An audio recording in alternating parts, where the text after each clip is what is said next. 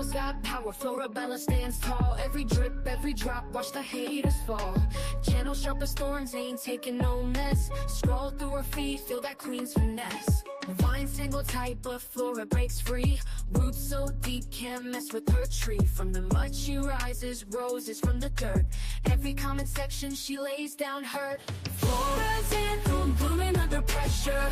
Resilient, resolving, no lesser. Florabella's reign strong and relentless. Beauty in battle, queen sure defenseless. From the garden green to the concrete wall, Florabella, unstoppable nature's child. Leaves whisper secrets, she's the loudest shout. From the channel buzzing, she never backs out. Seed of strength, through seasons she grows. In the face of doubt, her spirit glows. Cameras ain't a limit, she branches out. Thorns in her crown, she wears it no doubt. Flora's anthem, blooming under pressure. Resilient, resolving, no lesser. Florabella's reign strong and relentless. Beauty in battle, queen sure defenseless.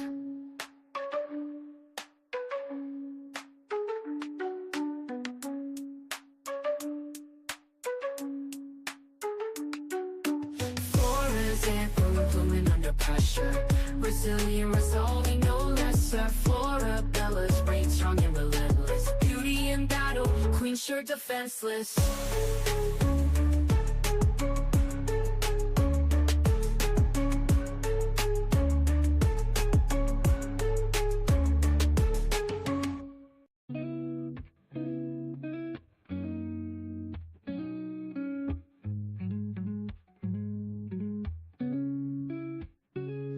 Florabella on my screen, her smile it shines so bright.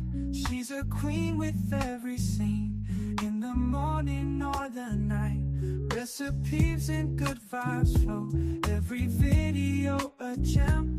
Her confidence it grows and grows, we're inspired like her friends. Unstoppable Flora, she's got that power, spreading her aura, blossoming like a flower.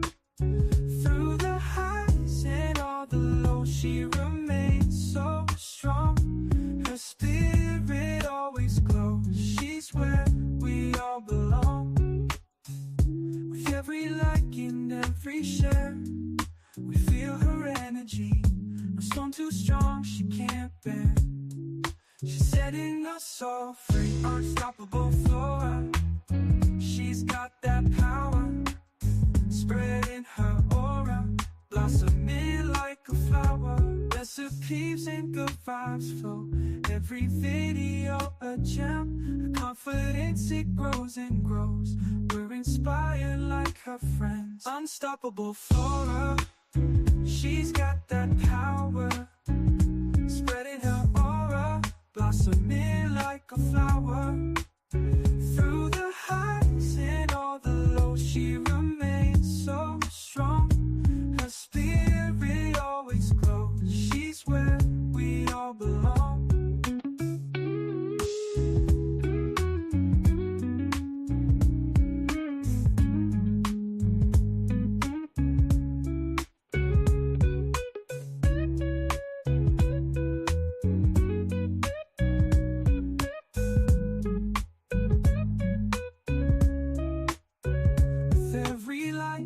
Every share, we feel her energy. No storm too strong, she can't bear.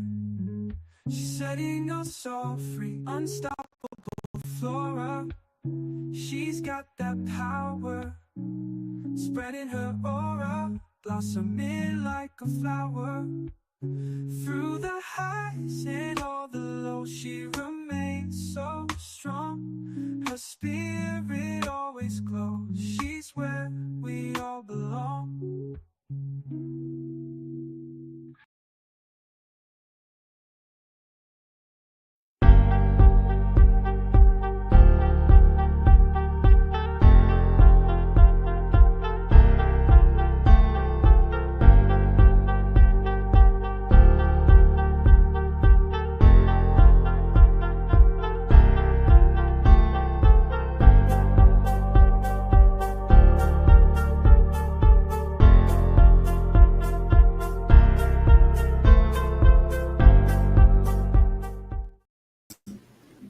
Good evening, guys. Good evening. Welcome to my channel.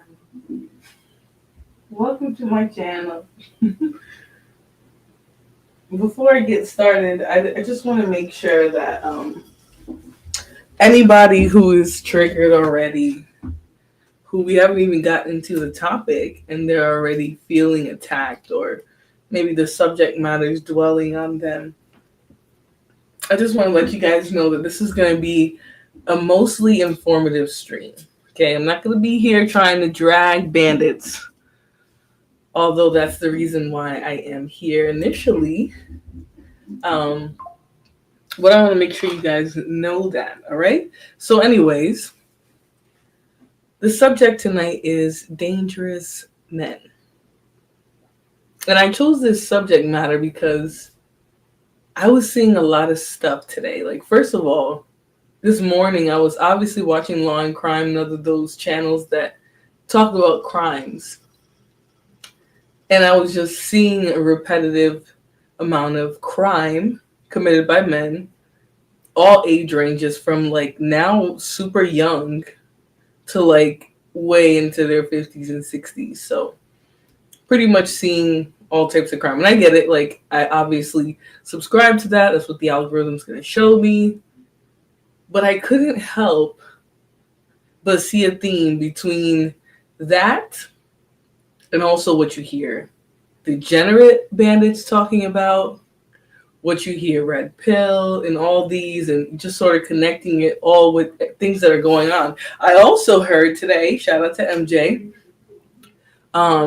talking about a popular YouTuber being approached by a deranged man. Okay, so it was just a lot of signs in the air that we had to have this conversation, because clearly, right, there's a few people out there who are a little delusional, right? They're so wrapped up in their own grandiose narcissism that they can't be honest about the facts, right? They can't be real about what's actually going on.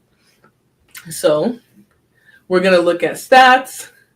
We're going to look at articles, other things that talk about what's really going on right now, right? The violence against women, how common is it?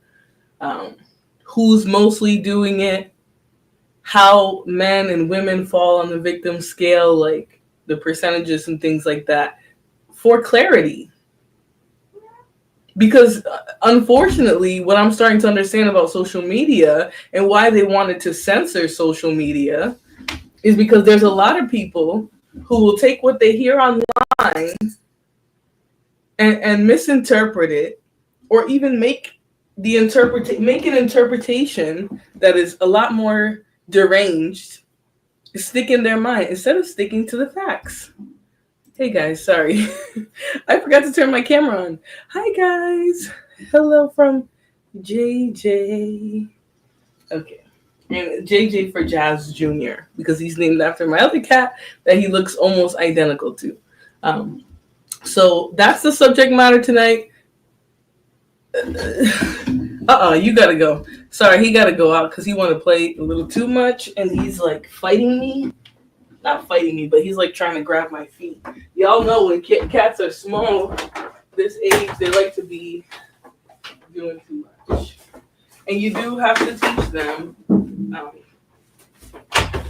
But if I sit here and try to tell this cat not to touch me, he's just going to keep thinking that it's a game and that we're playing.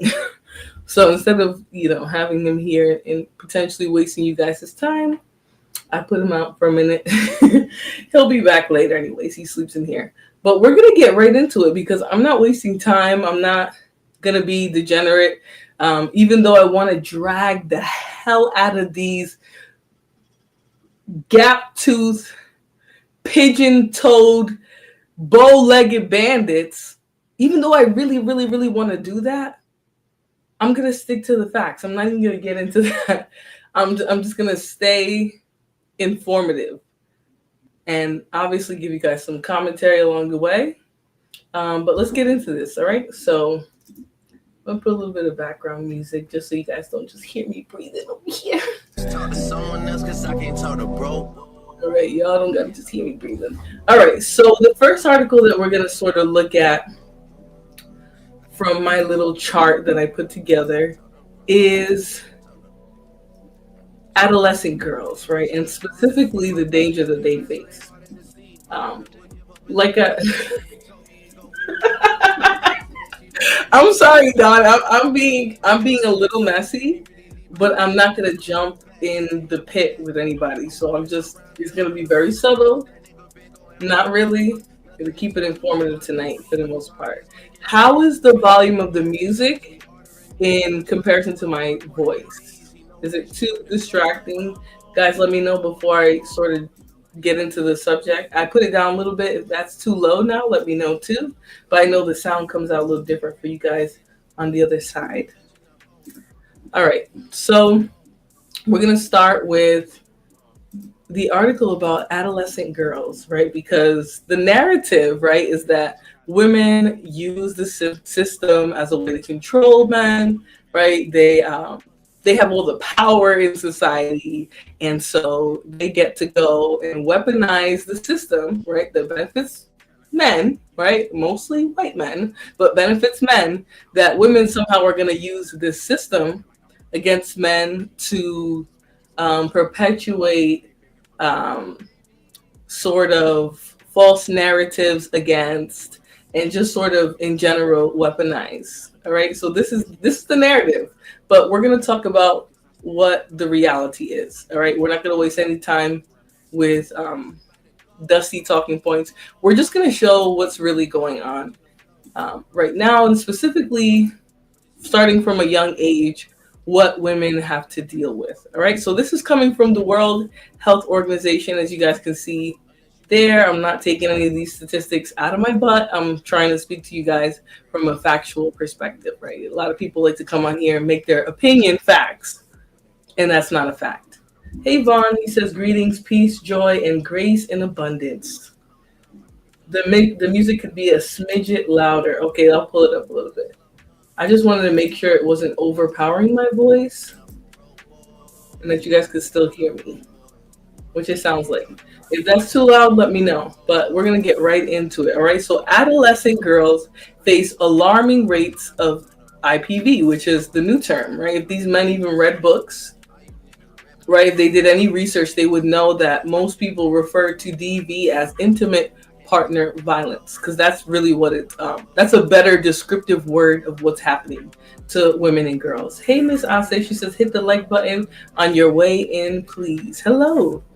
Hey, Sin 7, she says, especially the ones who get such happiness from using a girl to get clout and money.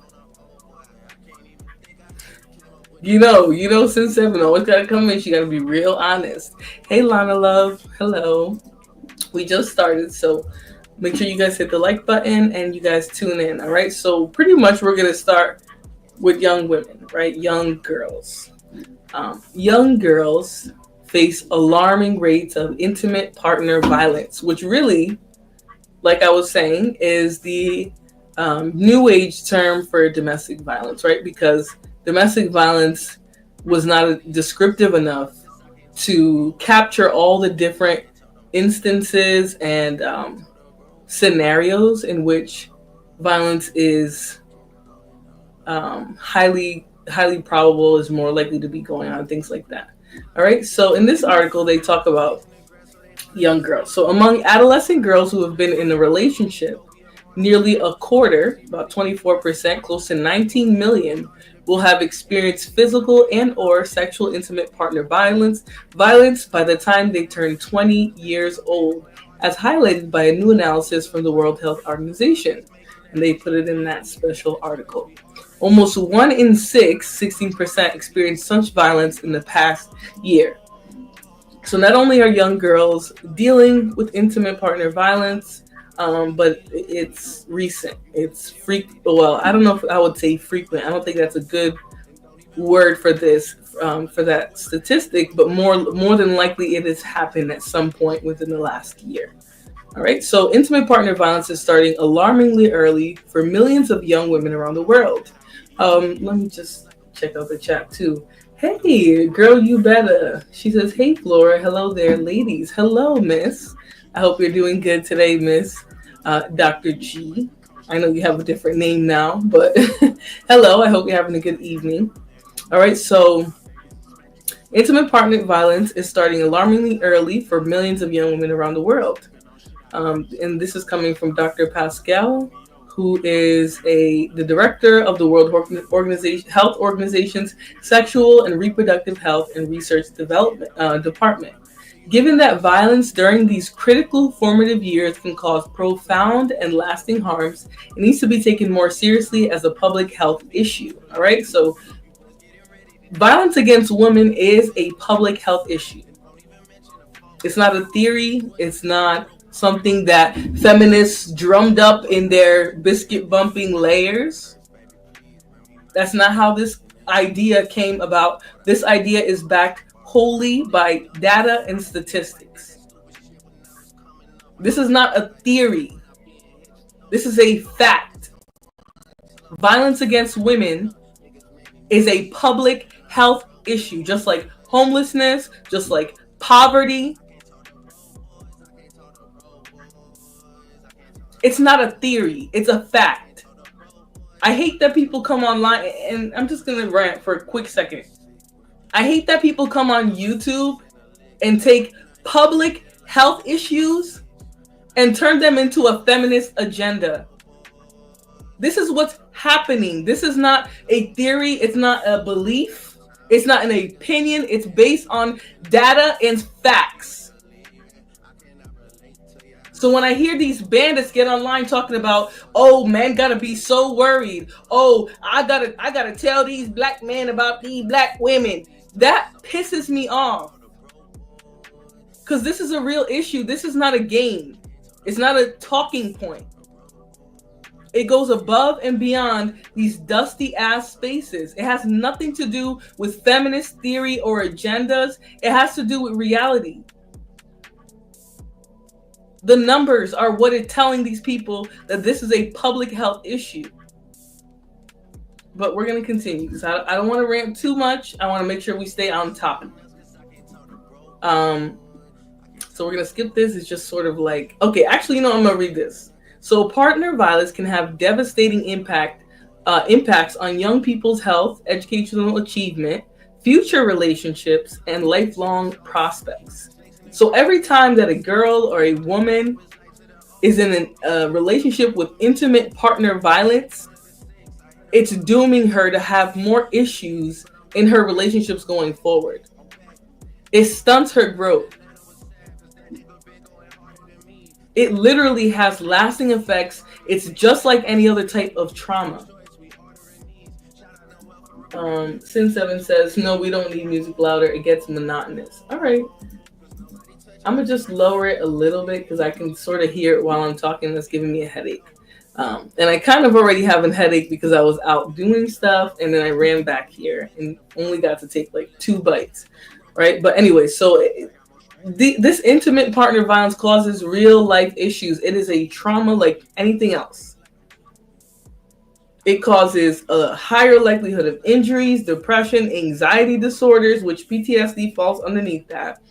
Unplanned pregnancies, right? This type of violence has our wombs under attack, right?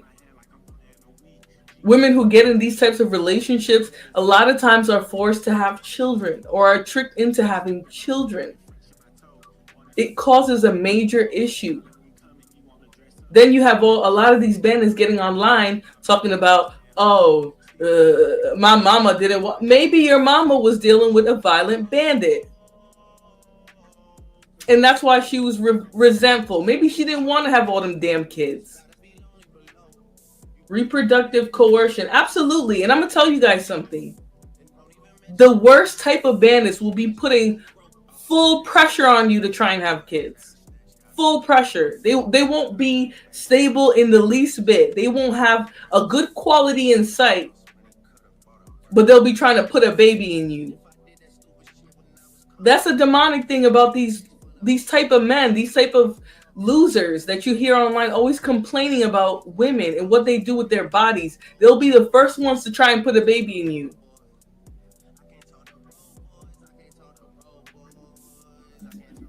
All right, so this study draws on existing data to provide for the first time a detailed analysis of the prevalence of physical and or I'm gonna say SPV experienced by 15 to 19-year-old girls who have been in intimate relationships. It also identifies broader social, economic, and cultural factors that increase these risks.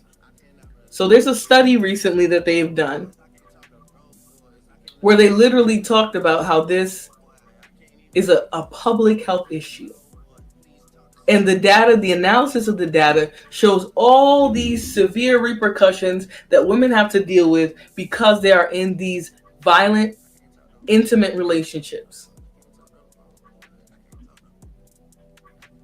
And we can talk about how both genders goes through this, but the victims of the worst intimate partner violence are women.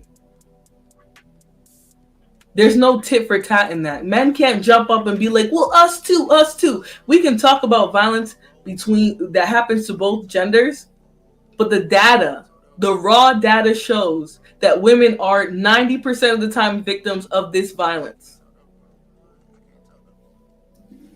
Hey, I am the single one. And so that's why I thought it was important to talk about what the World Health Organization is saying about violence against young girls specifically, but women in general. And it starts really young.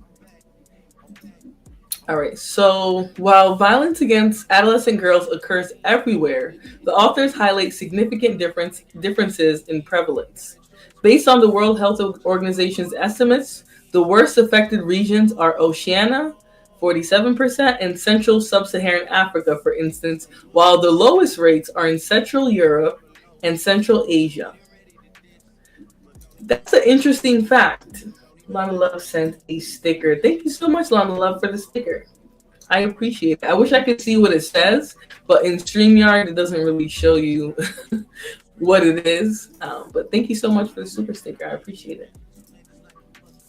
So I find that to be interesting, considering that the 4B movement, I don't know if it's Central Asia that you can say, but the 4B movement started in Asian countries, and yet they have a much smaller instance of it. All right, so between countries, there's also substantive range from an estimated 6% adolescent girls subjected to violence in the least affected countries to 49% in those with the highest rates. So almost half of girls in these places that have the worst rates of violence against women, almost half of the girls go through that. And the more safer locations, I wouldn't say safer, but where there's less instances of violence, and that could also be due to underreporting, there's only about 6%.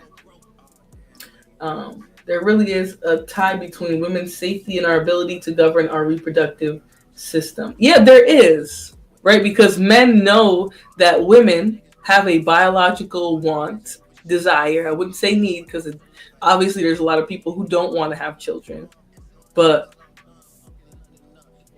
women have a biological desire to have children.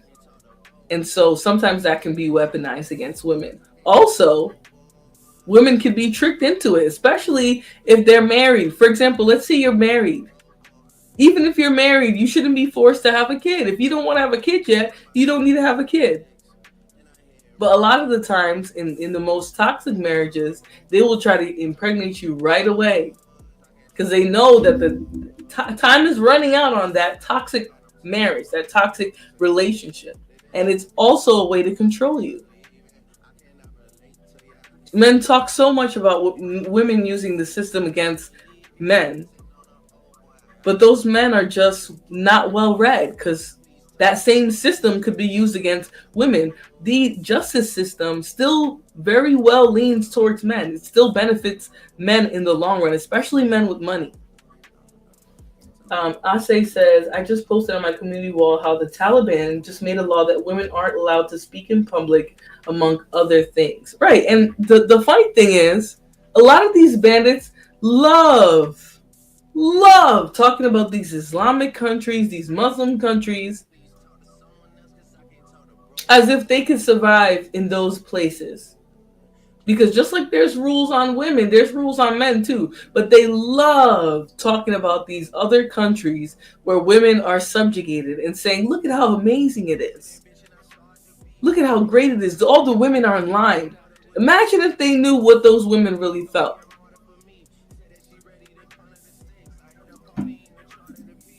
Access to Rome says, I believe more men need to get serious about controlling their emotional maturity and behavior connected to those emotions. But Access to Rome, I believe that the internet has caused a lot of men to spread their hatred versus the heal, right? Before the internet, a lot of men, their behavior would have forced them to be better people or, improve in some way. Nowadays, that's not the case. Nowadays, men can get online and say the most egregious stuff and get all of each other to agree with each other. And I'm not going to say all men, but that's a lot of what the red pill is. A lot of what the red pill is they get online and they bond about the hatred that they have for women, about the distaste that they have for women. That's what they do. And so instead of dealing with the consequences of their emotional maturity, they get to go online and build these toxic communities of men who just, they sit in these echo chambers all day.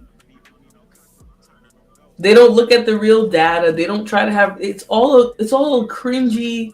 Like, honestly, I think some of these men know they're full of it and they know this is what men want to hear. It might not be exactly what I think, but if I get this off, enough of these dudes are gonna agree with me to pay me, right? And that's what they don't get. Just like the sex industry and all the corn industry, these men just want to be told what they want to hear. They just want to see what they, right? Like, it's so easy. OnlyFans models have become millionaires off of these men. The same incels will be online.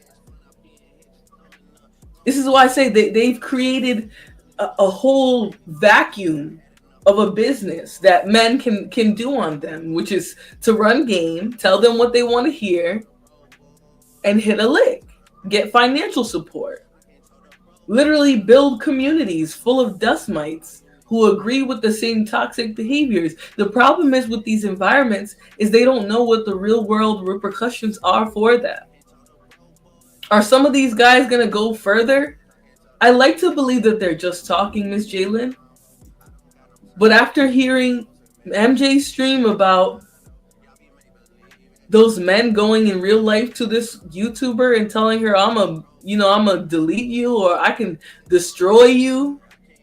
I believe that some of these dust mites that sit in these chats and fester into these conversations and talk about how much women need to be corrected, some of them will go there. Some of them will. Hey, Miss Livia Life, she says, hey, Flora, honey, great topic. Hopefully they start to tap into mental health for Black men because it's overdue. The funny part is when I try to talk about mental health, the same Black men who come and troll me all day and talk all this nonsense and who be on here they're never there for those conversations. They don't care about those. They don't watch psychiatric or psychological, I should say, because there's nothing psychiatric online that you can actually tap into. But I would say the psychological content doesn't sell with these bandits. What sells with them is sex, women, controlling women. Men are kings and the biggest leaders in the world. That's what sells with them, right? They pathetically want to be pandered to. Women, beauty, relationships, even men, relationships. That's what sells. But these dust mites, oh no, they want you to pander to them. They want you to tell them what they want to hear. They want you to agree with them that women are unreasonable. They're all liars. They're all B words like their mamas were.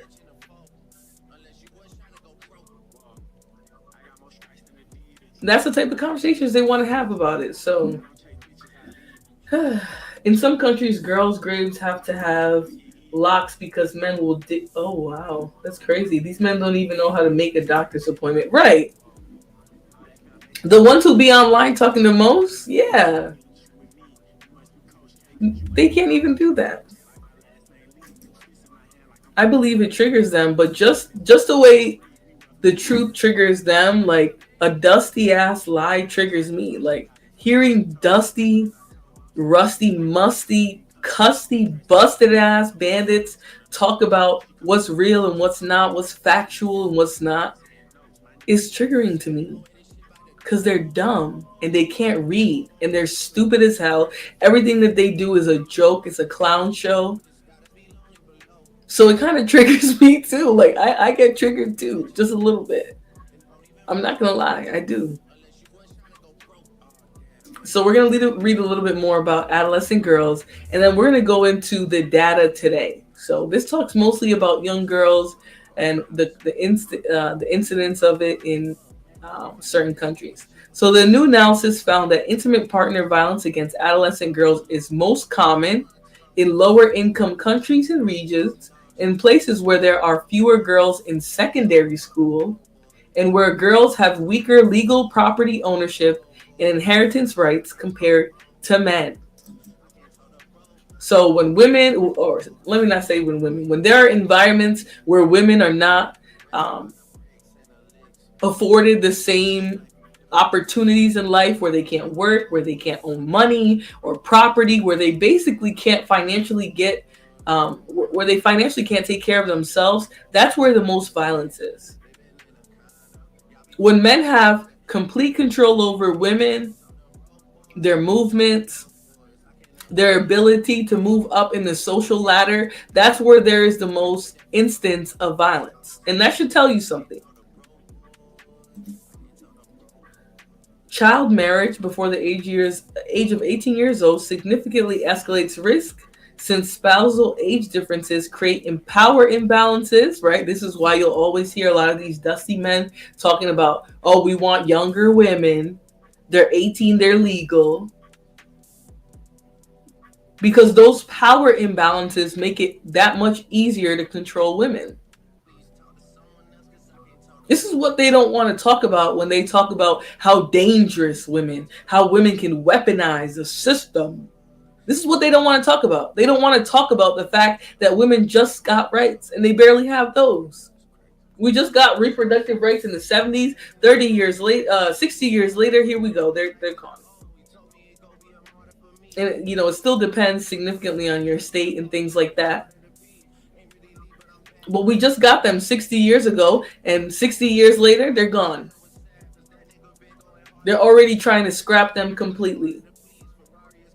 Because men know where they can't subjugate women, there is no power imbalances. When women have education, when women have access to money, there is no power imbalances. Right? The weight starts to shift. There's no favor to men, right? They'll always talk about how today, man, the modern man, he can't do all of that. He can't take care of a woman by himself.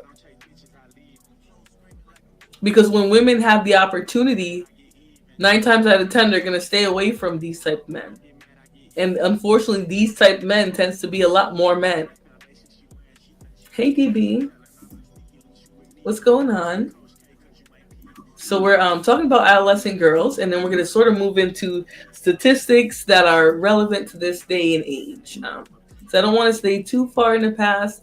I want to make sure that we know everything I'm talking about today is relevant to the statistics of IPV today.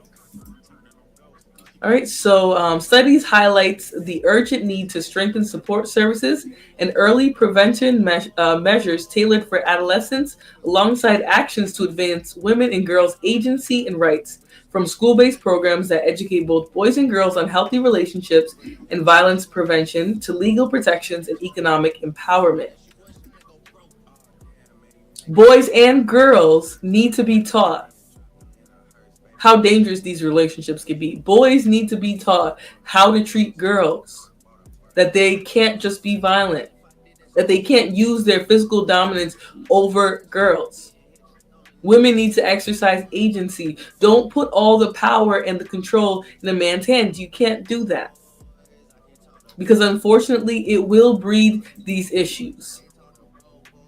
Since many adolescents lack their own financial resources, they can face particular challenges in leaving abusive relationships. This is why a lot of bandits, all right, and we're going to make sure we take it back there because specifically, it's a lot of what I'm hearing from them. This is why they want women to be younger and younger. This is why they want to be 40s and 50s dealing with young, just freshly on the market girls. Girls 18, 19, 20, 21. That's why these old ass men want to deal with women that age, because they know just off their age alone that they will be lacking the resources to get up and walk away. They won't have the same access to leaving the relationship that a woman their age, with the same agency, with the same education and finances, they know women their age can escape them, can leave them. And even for them, it's a lot harder. Because women their age struggle as well. But they know with young girls that there's going to be a financial advantage. The study shows that to end gender-based violence, countries need to have policies and programs in place that increase equality for women and girls. This means ensuring secondary education for all girls, securing gender equality property rights, and ending harmful practices such as child marriage, which are often underpinned by the same inequitable gender norms that perpetuate violence against women and girls. Those gender norms that they talk about and act like it's just about women gotta be submissive, that they act like those are just talking points or that's just a reality. Those things cause imbalances in relationships. They cause real life consequences. Currently, no country is on track to eliminate violence against women and girls by the 2030 Sustainable Development Goal target date. Ending child marriage, which affects 1 in 5 girls globally, and expanding girls' access to secondary education will be critical factors for reducing partner violence against adolescent girls.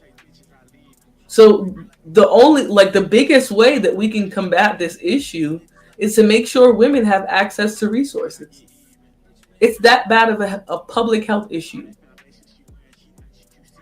And we're talking about adolescent girls in this article, but these adolescent girls become women with real life issues, trauma, financial issues, even all of that tracks into womanhood. It starts young. Right, so we're going to move on to the next article. So that was from the World Health Organization, and I have another one. And this one is actually talking about the different states and sort of what violence looks like throughout the United States right now. So let me share my screen.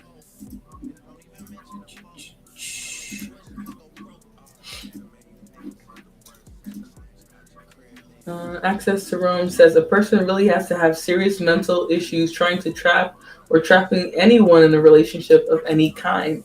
You got to understand, though, Access to Rome, that it's a manipulation tactic, right? Somebody can't leave you, or they might not leave you just as easily as they would have if they didn't have a child with you, for example, right?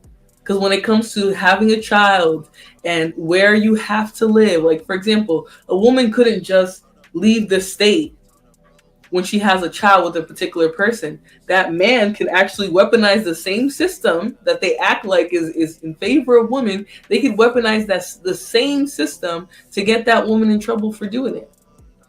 That woman could be charged with kidnapping, especially if paternity has already been established. So it's more so about having control, right? A lot of women know, hey, I can't just separate my kid, right? Not only because I don't want the law to come against me, right? But I also want my child to have a stable life, right? I want them to have a stable father figure, right? So when they trap people with children, when they specifically try to make you have a kid in a toxic relationship, to them, that means they have access to you forever. It's a way of manipulating you into doing what they want you to do, at least for a certain period of time. Obviously, certain women aren't going to fall for it forever, but they might initially fall for it and be like, "Hey, I don't want to take my kid out of this man's life. It doesn't matter that he's beating me. It doesn't matter that he has questionable behavior, right? I don't want to take him away from his child. I don't want to rob my child of a parent." Men know that women have those instincts as mothers.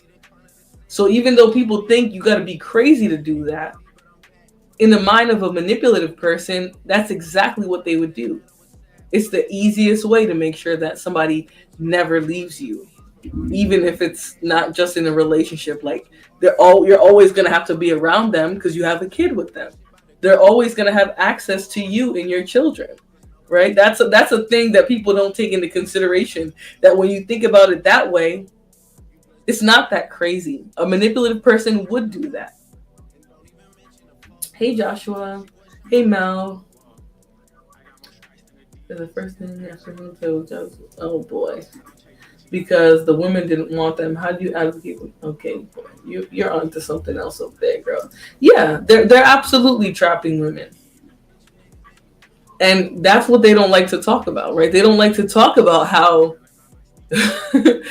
a lot of the times that baby mother that they hate so much still left them.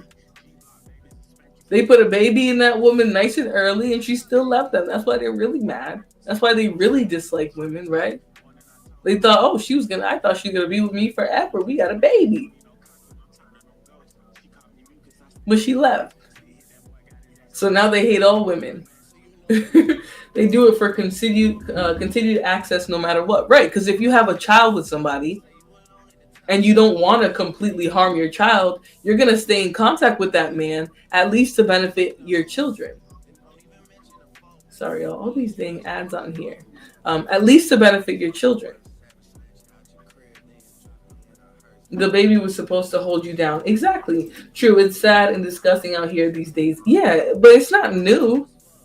Even back in the days, that's what they used to do. Back in the days, actually, birth control saved a lot of women, because back in the days, when a woman got married, they would just pump her full of kids every year, having a kid, whether they were faithful or not, whether they were nice or not, whether they were good men or not. No, they were just pumping you full of a baby every year. And that's the gag. Birth control actually saved a lot of women for being stuck with these men, for being stuck in these toxic marriages. Some women have kids with these men. They still have to leave. They still have to run away. But the sad thing is, now they have to feel, in some ways, they'll feel sad, right? That their child doesn't have a parent. Or that parent isn't capable of being a good role model. So now that child has to go without. Those are a lot of the things that would have stopped women before.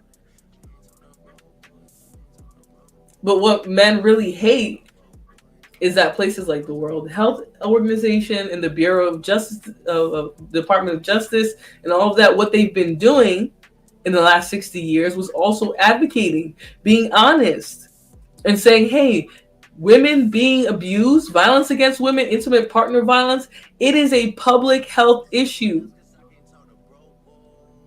1 in 5, at one point it was 1 in 5 women. Now it's like 1 in 4. And we know that because they want to make sure it goes down. Yeah, just because we know that doesn't mean necessarily that the instance of domestic violence is going to decrease.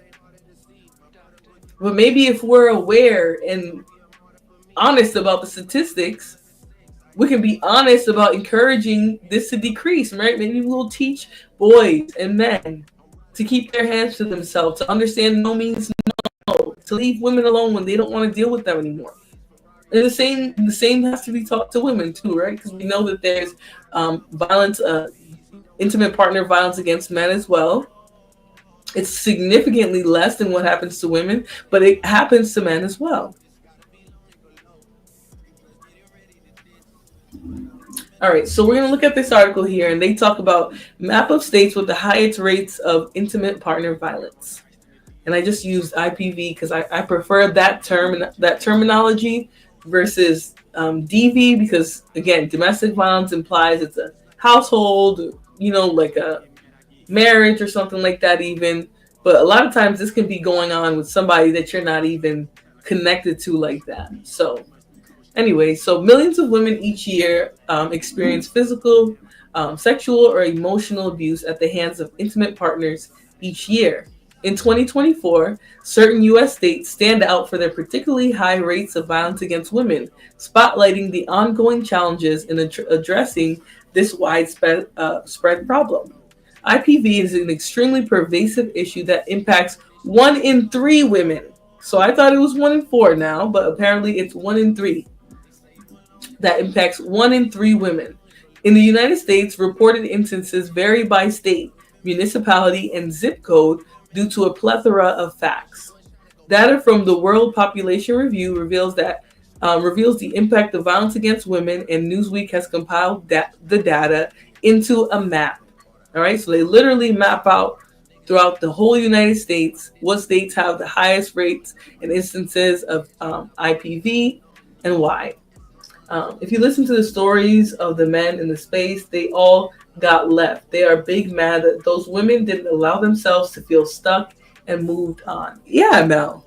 A lot of the times that's what you hear. A lot of the times the issue is with not submitting, not doing what they want, not falling for the okie doke or dealing with the stupidity year in and year out.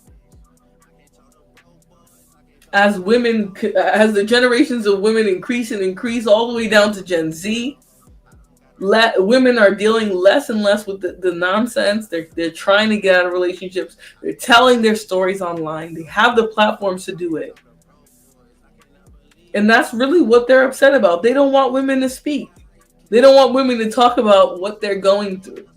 When women talk about what they're going through, just like a devil, when they walk into church, they start melting. They're melting. Their faces are peeling off. It's destruction for them.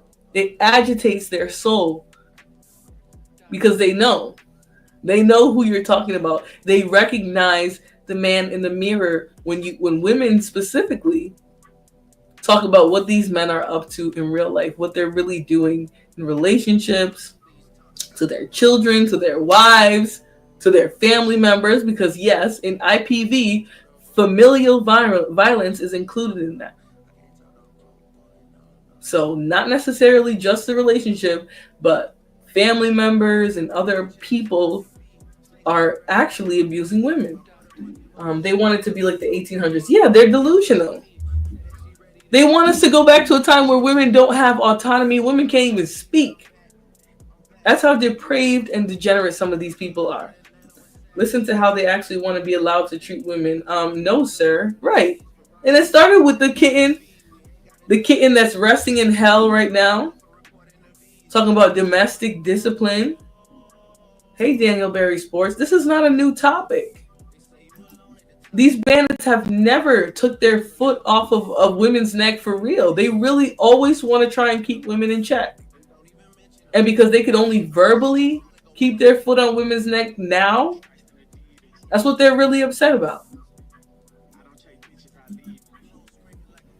All right, so according to the WPR, the states with the highest rates of violence against women are Oklahoma, Kentucky, Missouri, Nevada, and Alaska.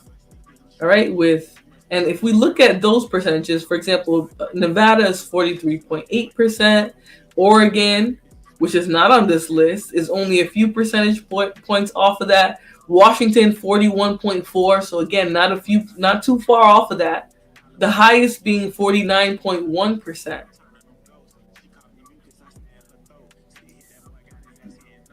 In a statement shared with Newsweek, the Oklahoma Attorney General's office said the state is plagued by violence against women, and it is crucial that we recognize its pervasiveness and what we can do to end it. There's obviously no feminists or biscuit bumpers running around crying about DV. That's not what's going on here.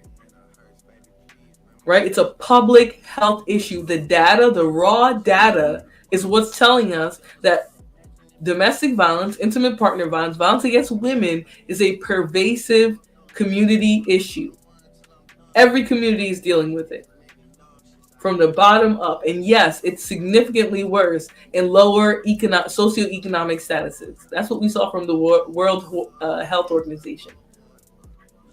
Roy says, y'all tell men we can only talk about the women that we are in relationship with. Why doesn't that also apply to women? But the problem is I'm not having a discussion about how I feel about men.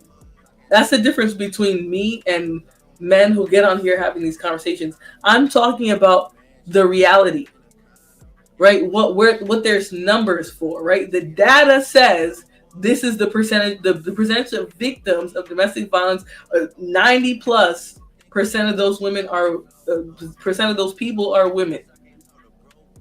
It's a public health issue. I'm not giving an opinion. I'm sharing facts with you. That's the difference. So men, yes, when we're getting up here talking about relationships and stuff like that, we give our opinions. We cannot generalize.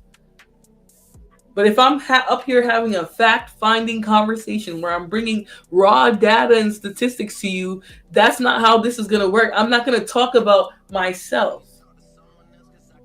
Because if we're doing raw data on my family, the glove doesn't fit. If it don't fit, it don't acquit. Ain't no dusty ass people like that in my family. That might be true for y'all and y'all degenerate ass family members. But I can't apply the message. It doesn't mean I'm not going to talk about IPV just because the message don't apply to me. I'm not going to be delusional enough to think that because I didn't go through it, that other people didn't. Now, because I didn't see it in my family, that other families didn't see it. That's the difference. A lot of you guys will generalize your personal opinions. I'm generalizing facts. They wouldn't be there would be no statistical significance if it couldn't be generalized in a study. And even then, they say statistics-wise, you can't technically generalize it, but you can generalize statistics more than you can generalize an opinion of a dust mite who can barely read. And that's who 9 times out of 10 who were saying that you can't apply your BS to everyone or to every woman. The office noted that it hosts a statewide Partners for Change conference annually and oversees the Oklahoma Domestic Violence Fatality Review Board. It added that during this year's legislative session, a new fund was established to direct an additional $10 million in grants from the Attorney General's office to certify DV and SA providers statewide. Right, so they recognize that there's a need for more financial support. Dawn says the states listed are not surprising. Yeah. We know that the men will not call out other men because they want the same loyalty and support when the tables are turned against them. Exactly. I don't agree with anyone being generalized or censored. I don't know what you mean. I think now you're just, when people be so woke that they're asleep. That's what I'm getting from over here. All right. So what factors lead to higher rates of violence? So abuse happens in all communities and quarters of the world. No geographic, cultural, educational, ethnic, or religious cohort is immune from abuse. Steiner is the author of Crazy Love, which is a memoir of love and violence. Steiner said that isolation, poverty, financial control, traditional sexism, lack of shelters and legal advice, and cultural pressure to ignore abuse create unique vulnerabilities for victims and immense barriers to leaving dangerous relationships. So again, power imbalances in the relationship, financial dependence, living in these gender stereotypical relationships and environments. Where the man believes, I don't gotta wash no dishes or clean. I could be a stinky, dirty bastard as long as I bring a check in, right? Oh, but a woman, she can't even fart. She gotta wake up and take care of everyone else before she gets to eat or sleep or rest. Right? Those gender-based, those stereotypical environments where women are where men are generalizing the value or the role of a woman. Those are the most dangerous environments for women. We've all met people who have went through this or had it happen in the past. It needs to stop. Yeah, it's in the darn high schools. Absolutely. You know, the funny thing is, or not funny, you know, the messed up thing is, when I was in high school, I remember all these different people coming to our school to talk about IPV, talk about DV, intimate partner violence. But as a late bloomer, and really not being out there in relationships while I was young, I never understood this. I was like, what are they talking about? I'm not dealing with none of these stinky men. I don't even like men. I like books, right? Like, I don't want to see them. And then you get a little bit older and you start actually having relationships as a young woman. And you start to, oh, okay. Oh, men are cute. Especially when they're nice. Like, they're nice to have around, right? And it's easy to think that it doesn't happen to young women, but with technology, social media, the fact that women are sort of, girls are becoming or acting like women a lot younger, of course, the incidence of this going on is going to happen. You also have predators. You also have all these men online on social media wanting to date with and be with younger girls. That's part of the issue too. That is part of what's making this a more pervasive issue, and especially for younger women.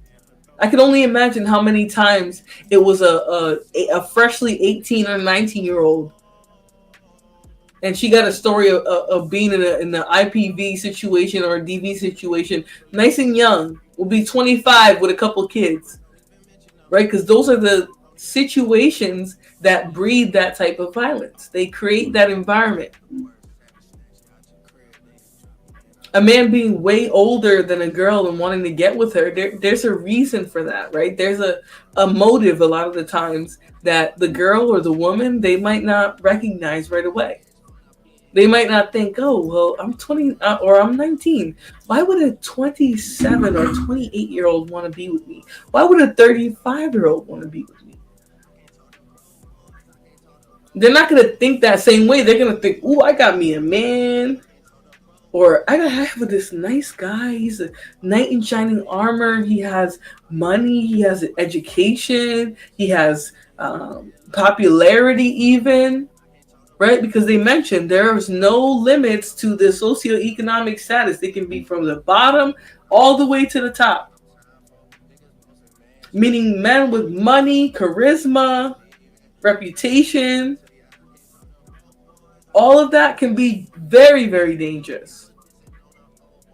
Men at the bottom are very, very dangerous, right? Especially because they're in those environments where they have this traditional belief, but they can't live up to that because they're in poverty, right? And so that creates a lot of intensity in the relationship. It creates a lot of resentment from men, right? Because they truly believe when women got the right to go to school and get education and get money, that they were pushed out of the workforce because they're mediocre. They're never going to live up to doing the bare minimum, which women always have to go above and beyond.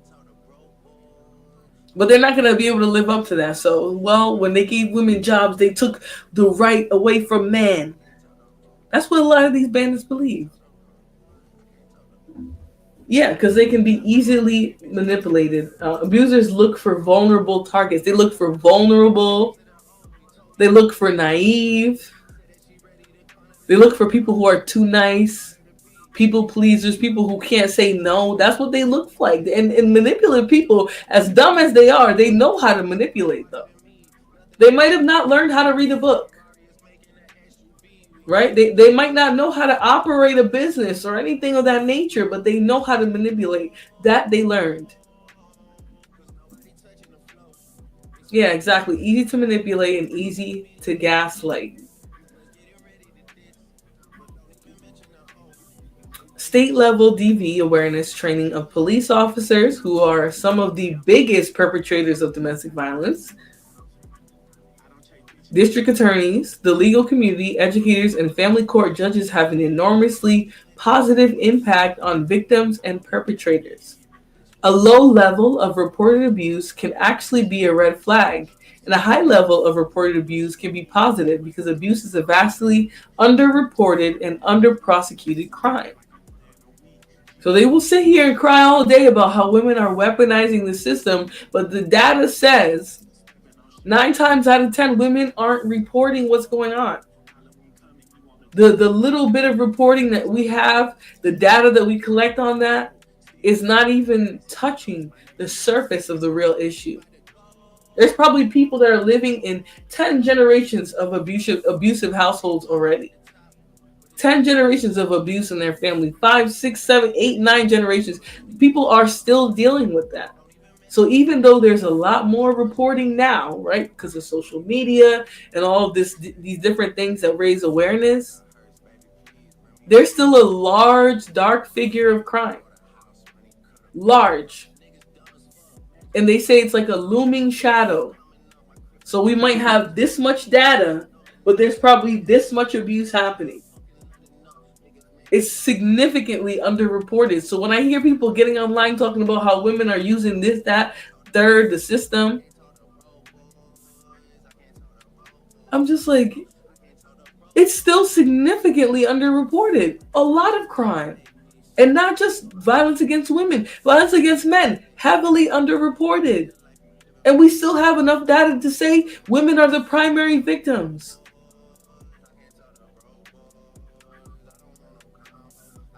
The reality is this has been a public health issue for a long time, long before women were granted rights. That's why they always connect feminism to these issues and things like that, right? Because they know feminists were fighting against abusive men. They know that. They try to make it a biscuit bumping thing. Oh, women. I saw a stream this morning. Oh, all women are gay, or that all women used to be bi-curious. There's a huge hidden gay women agenda. No, women just are sick and tired of manipulative and abusive men. That has been a big issue. That's why reproductive rights are so important to some people. This has always been a pervasive public health issue, like homelessness, just like school pews have become a massive public health issue. DV has always been a public health issue, as long as I can remember. As long as I've been alive, as long as y'all parents have been alive, as long as my grandparents have been alive, it has always been a pervasive public health issue. They become pros at manipulation and abuse. Right, and pros at nothing else. Not pros at phonics, mathematics, financial literacy. No, they're not pros at that. But they will manipulate the hell out of you. And they'll be extremely abusive in their relationships and to their families. That's absolutely true.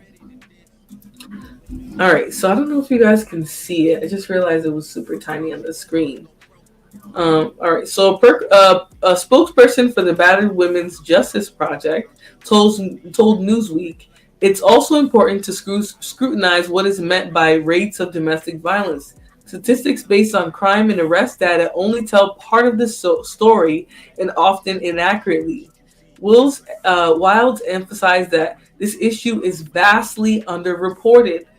Perpetrators of relationship abuse will often threaten to hurt or even delete their partner if they reach out for help.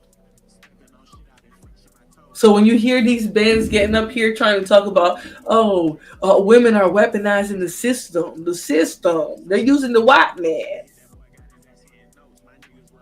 They're still talking completely out of their ass, right?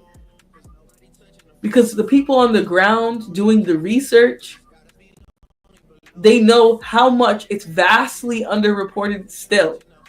So even though we have all this data that says women are 95% of the time the victim, they're most of the time the perpetrators of violence against women are 99% of the time they're men. Even though we have enough data to say that, it's still significantly underreported. What would the data say if we were able to get real reports of what's happening to all the women who are being abused. It's bad enough, the little data that we have reported. What would it be if we knew everything?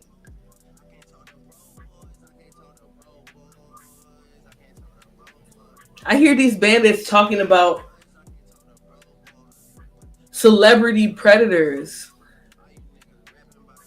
and claiming that women are able to use the system against these celebrity predators. I mean, it's ridiculous.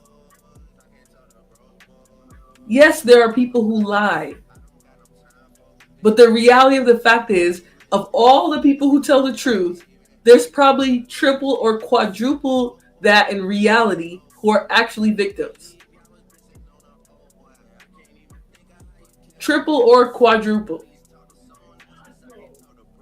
Lana Love says, I know two people who didn't report their situation. It's serious. They would rather just try to move on with life instead of fighting them in court. Right. Especially if there's a financial power imbalance, right?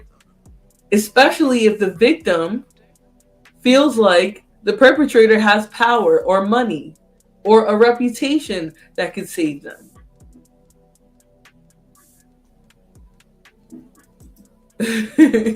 Mel says they can't read to save their lives. There's no cognitive skills. Talking to them is literally like talking to a 4-year-old. Yeah. But imagine a big toddler growing into a huge, massive man with no impulse control, no empathy, a mind frame of gender stereotypes. Imagine how dangerous they can be. Imagine how difficult it can be to deal with that type of man. All right.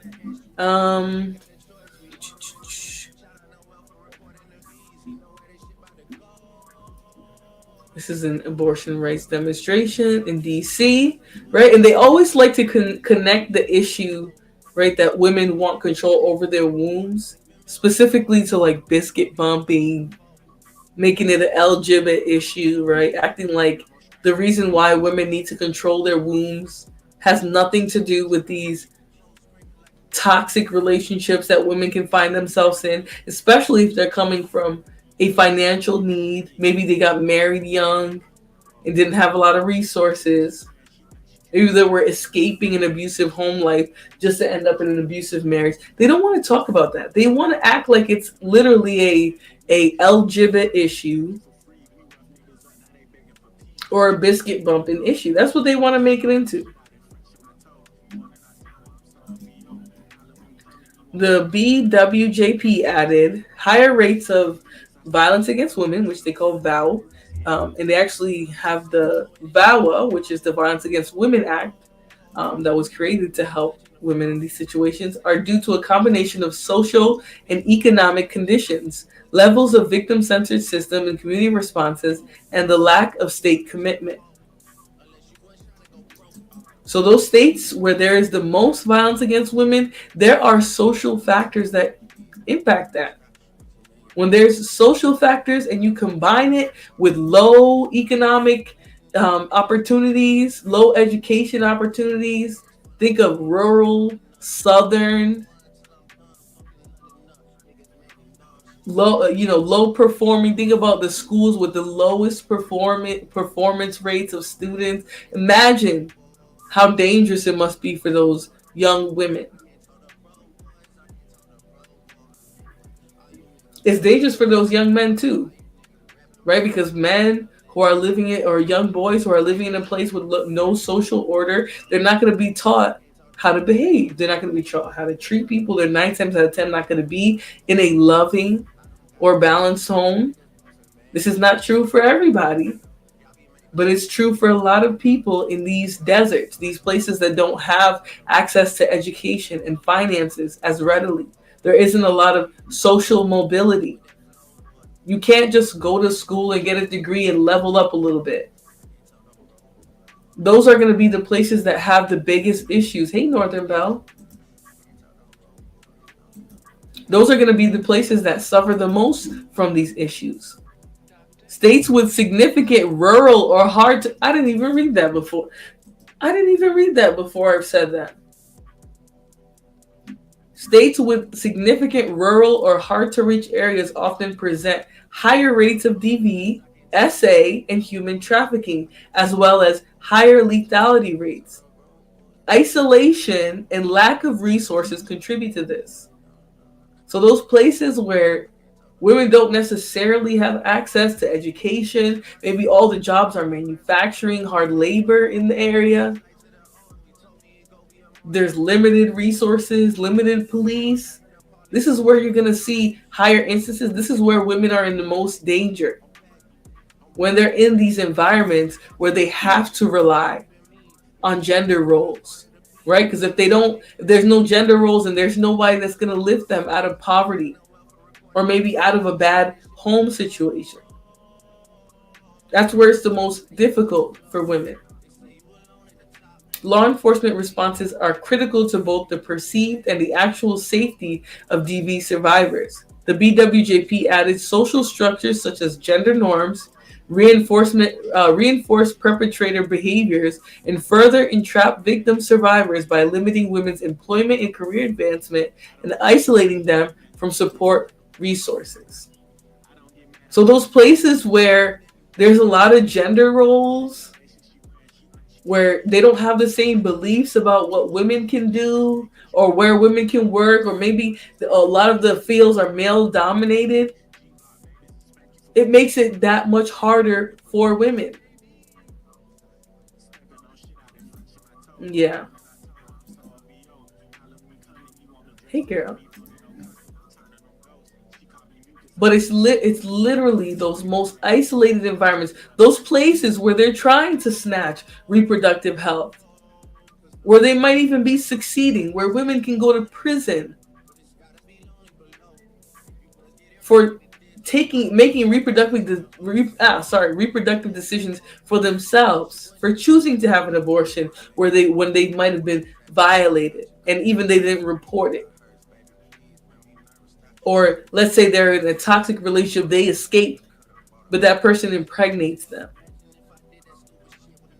A lot of the times, those are going to be the places that are going to try to get rid of women's rights and their education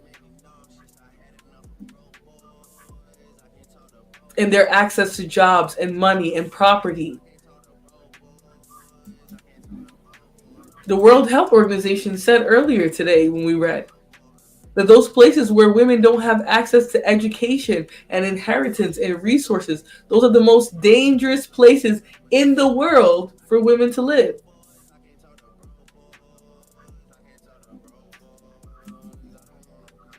Lisa Fons, PhD, told Newsweek that poverty, gun control, and law enforcement and how it varies across states are contributing factors in rates of violence against women. That's a very important point there, right? A lot of that violence or a lot of those deletions that happen to women, what's the weapon?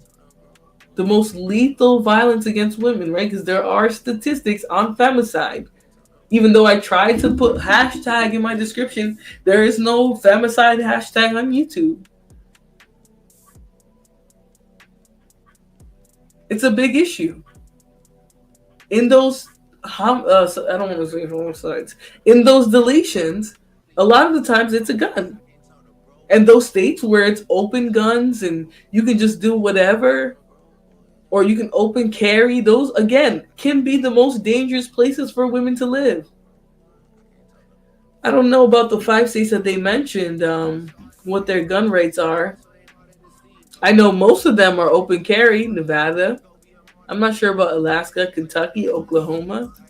Most of them are open carry states. All right, so I'm going to move on to the next article. And then I'm going to get y'all out of here.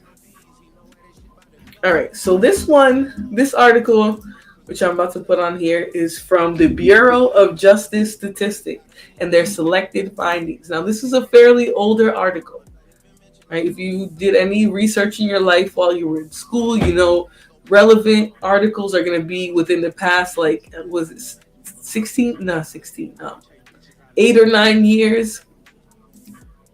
The best data is fresh. It doesn't have to be the same year. It can be even just a few years back. So this is a little bit older. This is from September of 2019, but it still comes from the Department of Justice. All right? And this is actual statistic. They're based on raw numbers. They're not just going to be based on self-report and things like that. Because that's what you'll see a lot of bandits try to reference, right? They'll say that, oh, women can just say that they've been in an intimate partner, in a relationship with IPV. Women can just say they've been assaulted. No, this is actual reported crime data. This is where this is coming from. This one is specifically, what did I say? Department of Justice. All right, so non-fatal intimate partner violence. So this is instances where women don't pass away. IPV includes victimization committed by spouses or ex-spouses, boyfriends or girlfriends, and ex-boyfriends or ex-girlfriends. In 2008, females aged 12 or older experienced about 552,000 instances of non-fatal violent victimizations, which includes rape, SA, robbery, or aggravated or simple assault by an intimate partner, a current or former spouse, boyfriend, or girlfriend. In the same year, men experienced 101,000 of non-fatal victimizations by an intimate partner. So that's about 5 times more than men. And this is not to make a tit for tat. We're, again, just looking at the numbers. They can always use a lie detector test. Unfortunately, lie detector tests aren't that valid in court. So they can be used like for investigation purposes, but it's considered to be circumstantial evidence. Yeah, they just be lying. A lot of what they do is just lying. But that's why I like to come on here with the data and not really make it an emotional argument. Because if we do just like they do and make it an emotional argument, like, oh, these men are so evil. They're evil. We're not having any conversation. We're going to talk about what's really going on. We're talking about arrests, reported crimes. This is where the data is coming from the Department of Justice. The rate of IPV victimizations for females was 4.3 victimizations per 1,000 females aged 12 or older. The equivalent rate of IPV against males was 0.8 victimizations per 1,000 males aged 12 or older. All right, and they go into this table. They talk about the breakdown of each crime and the rate of it, and the gender of the victim. So victim rates are per 1,000 persons aged 12 or older. The difference in male and female intimate partner violence rates is significant at the 95% confidence level for overall violent crime, robbery, and simple assault. There is no significant difference in the rate of female and male IPV for aggravated assault. So again, this is just more of a breakdown of what the exact crimes are, but there's not a lot of difference when they say that. They use bogus debunk stats nonstop and it goes unchecked. Yeah, because again, they like to talk about echo chambers when women have these conversations, but women have way more open dialogue than these bandits. These bandits will get on the panel and literally deride and jump on the sack and grind on the sack of each other. That's what they do when they have these conversations. They're not able to be real about what's really happening. They couldn't even have a conversation like this about statistics because they're going to turn it into my mama or my ex-girlfriend or my baby mama or my friend's baby mama. That's what they're going to turn the conversation into.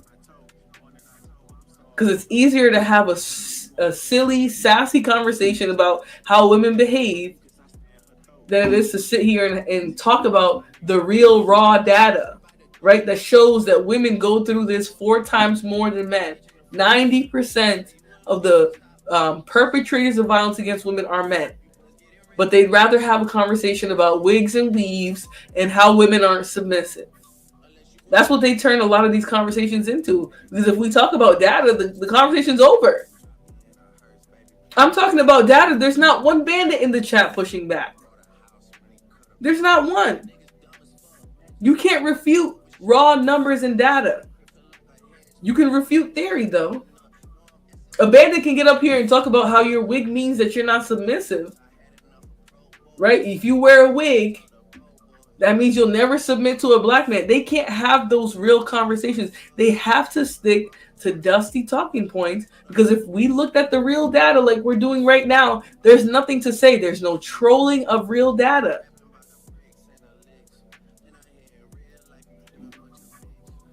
Yeah, the guys in their family mostly, I'm sure. Right. They rather talk about attitude and submission and all these other theoretical stuff, because if we talk about data, there's nothing to refute it. They can't say anything about numbers.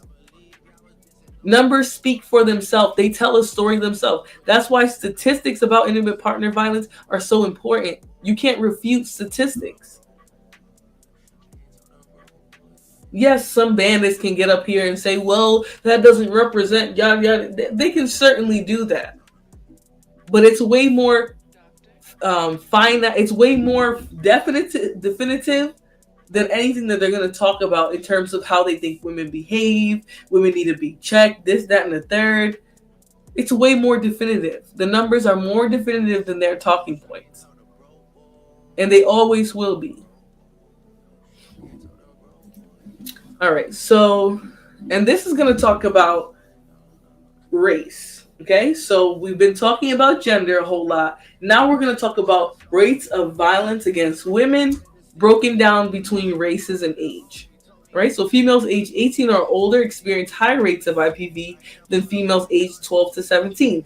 A lot of that probably has to do with the fact that women and girls are still going to be with their families among those ages. This country doesn't have that.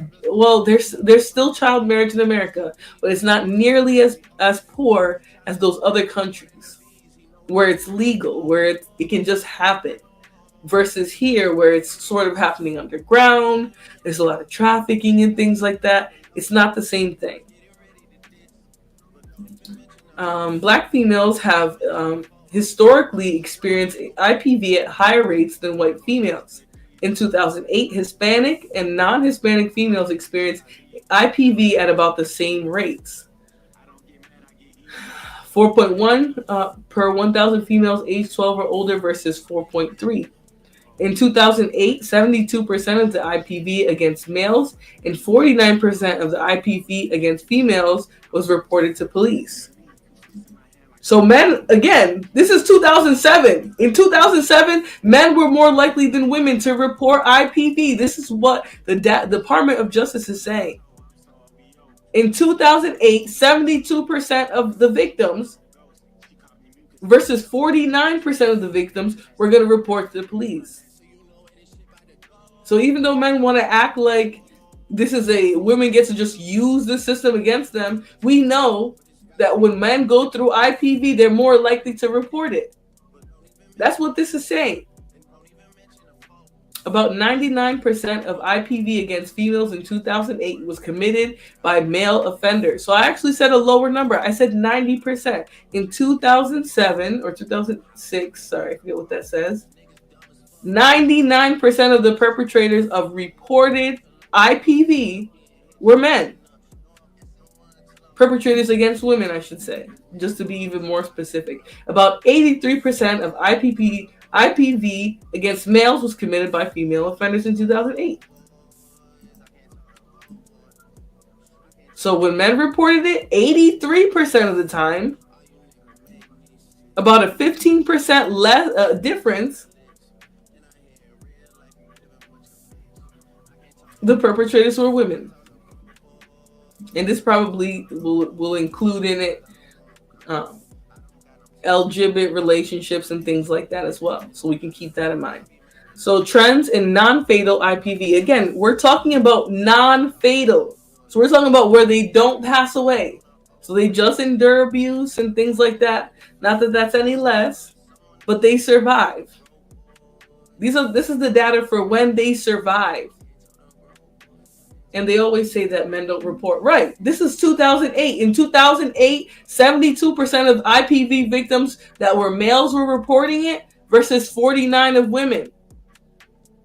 And that's why a lot of states today, even if the woman doesn't want to report, they will go forward. If they have the information, they will go forward and press charges, whether the woman wants to report it or not. If there's proof, if the woman ends up in the hospital, if there's witnesses, things like that, 9 times out of 10 nowadays, they're going to choose to move forward with charges because they know women aren't going to report.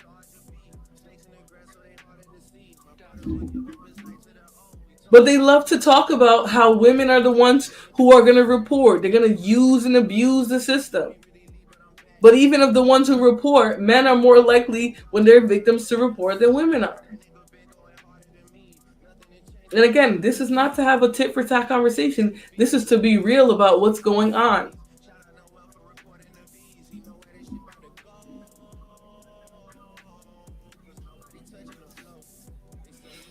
All right, so IPV against both males and females declined at a similar rate between 1993 and 2008.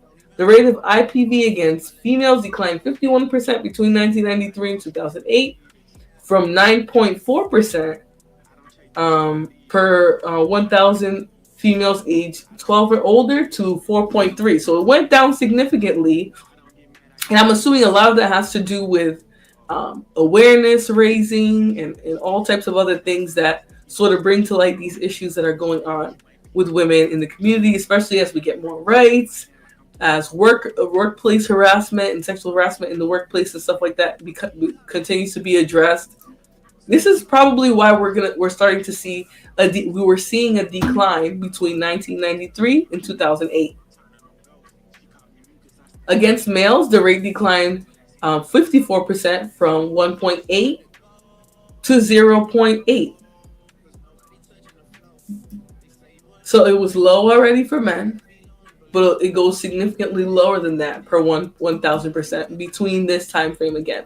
Now, 2008 to 2024, that's a pretty big gap, right? So we can probably assume that most of this data has changed.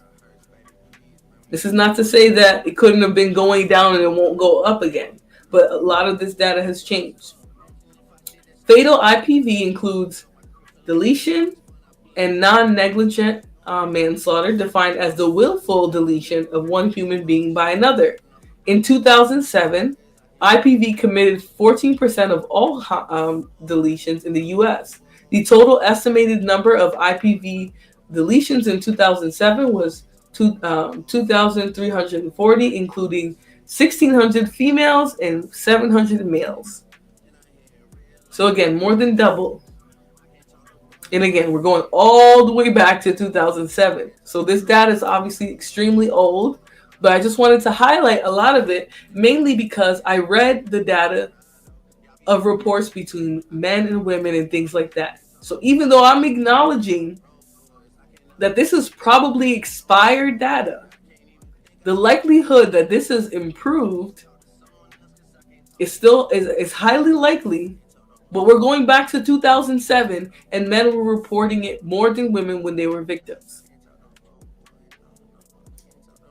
They have also actually begun to set women up to go to jail as a retaliatory action for not allowing them to abuse them. Absolutely.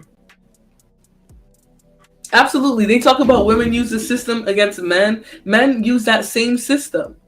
How many movies did we watch in the 90s, in the early 2000s, 2010s, about powerful men literally using the system to take children, to take money, resource, all of that. They use all of the system. They will bankrupt the woman because she don't want to stay with them and their diseased brain.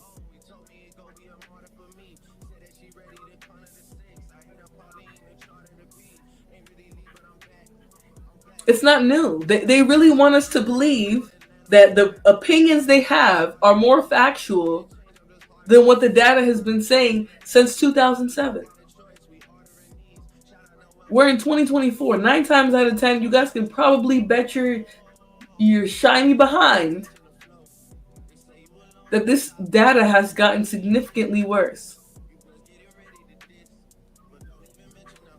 It might not even show the whole scope of the current issue. Because again, we're now, 12 years removed? or not 12 years, 2007, 13, 14 years removed. This is extremely old data.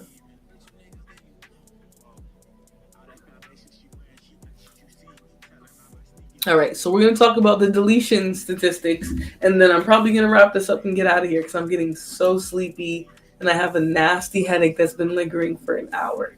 So, all right, so females deleted by IPV partners at twice the rate of males. In 2007, the rate of IPV homicide for females was 1.07 per 100,000 female residents compared to 0.47 per 100,000 male residents. Females are generally deleted by people they know. In 64% of female deletion cases in 2007, females were deleted by a family member or intimate partner. In 2007, 24% of female deletion victims were deleted by a spouse or ex-spouse, 21% were deleted by a boyfriend or girlfriend, and 19% by a family member. And this is why I said women, yes, in their relationships, a lot of times have to worry about violence, but also familial violence is real too. Parents. A lot of the times it's parents. A lot of times it can be siblings. It could be aunts, uncles, other family members. What does this mean, Big J? Both conversations are dishonest. The men's conversations are just based on stupidity, while women's hide their evil. What does that mean? How are we hiding women's evil? This is why I say that, like, I truly believe that some of the countries that believe in censorship probably want to censor some people because they're stupid. They truly want to censor some of you dumb ass people because you get on here and you just spew the most ridiculous rhetoric.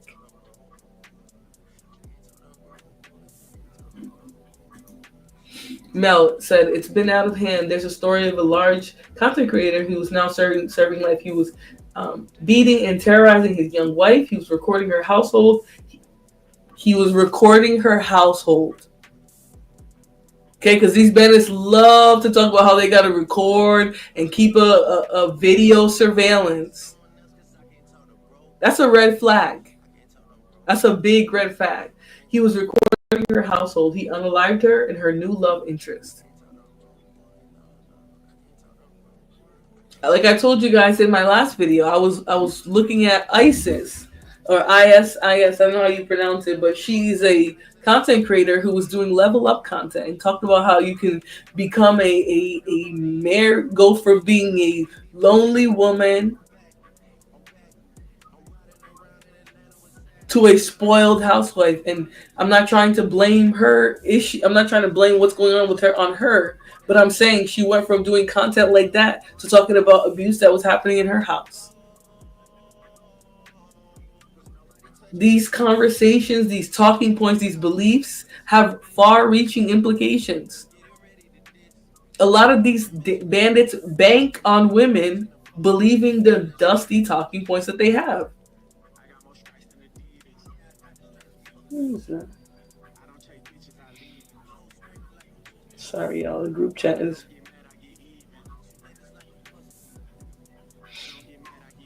Sorry, guys. My family group chat. I do believe in censorship, Flora, just like I believe your husband should never had a voice or fan base on YouTube. Yeah, but yet people continue to watch and support him. But I'll say this.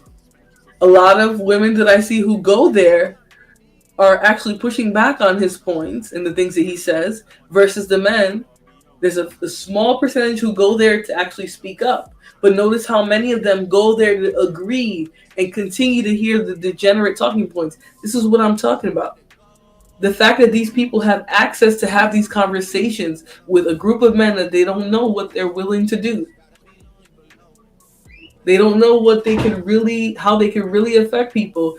The fact that they're willing to have these conversations online and spew their hatred and their nasty rhetoric based off just opinion, that's dangerous. Like the rest of the manosphere, SYSBM, Divester, but BWE. And I'm going to tell you, obviously I know the dangers of divestors, BWE, and all that stuff too.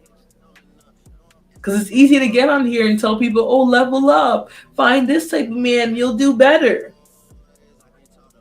IPV, DV, all these different things, they know no bounds. You can be wealthy, you can be broke as a joke, and still deal with the same type of violence in your home. That's a fact. So all of these spaces where they go in and have these unrealistic conversations and talking points and want to generalize everything and say all men or all women, all of those environments are extremely toxic. But looking at the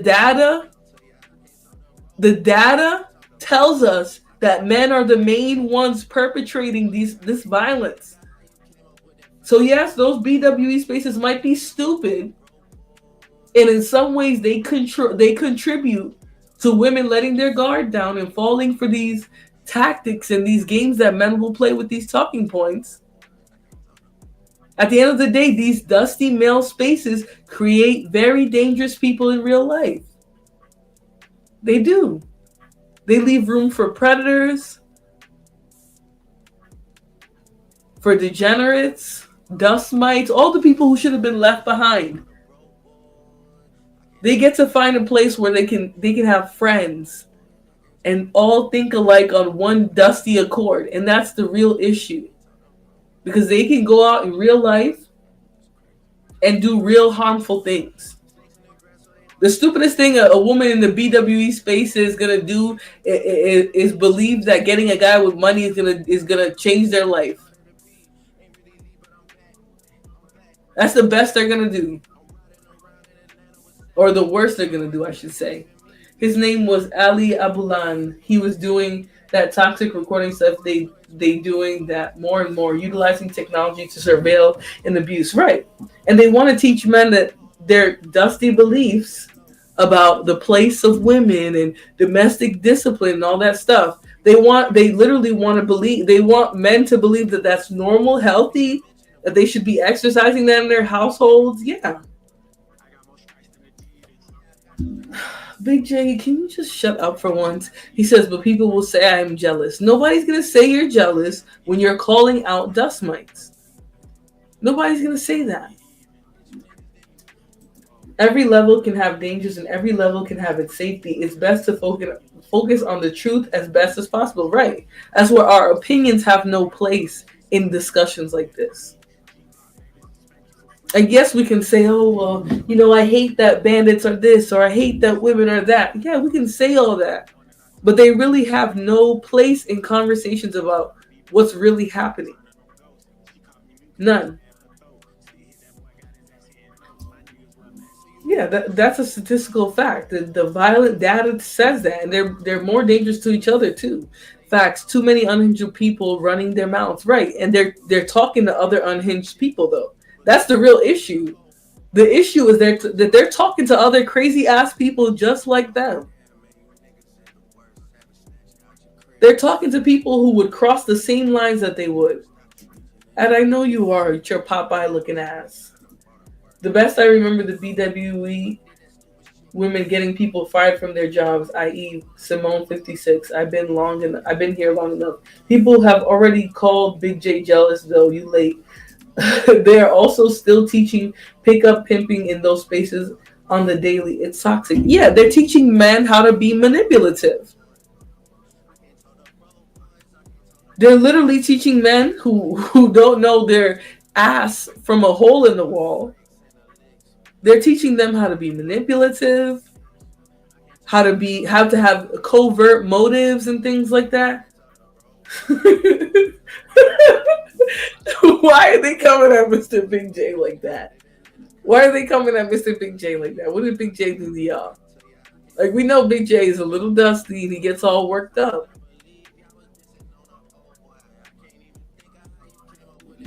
Oh, God.